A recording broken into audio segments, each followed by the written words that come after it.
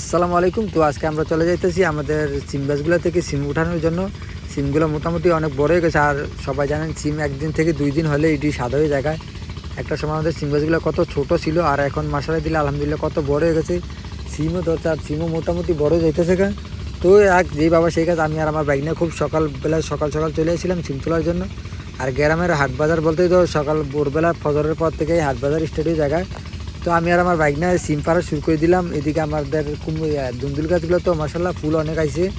তো বাইক নিয়ে সিম পাড়তেছে, আমিও সিম পাড়তেছি। তো একটা পর্যায়ে এসে আমার বললাই লাস্ট পর্যায়ে এসে বললাই আমার একটা কামড় দিয়েছে, পাওয়াটা অনেক ফুলে গেছে গা। এটা নিয়ে একটা কষ্ট পাইছি।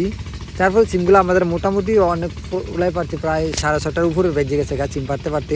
তারপরে এগুলার 1 কেজি 1.5 কেজি করে প্যাকেট করে দিলাম, যে বড় ভাই আছে, বড় ভাই বাজারে নিয়ে বেঁচে যাবে। আর এখন মোটামুটি সিমের দামও মোটামুটি ভালোই। এরকম হলে সকল কৃষকরাই খুশি হবেন। তো সবাই ভালো থাকবেন, সুস্থ থাকবেন। আজ এতটুকুই। আল্লাহ।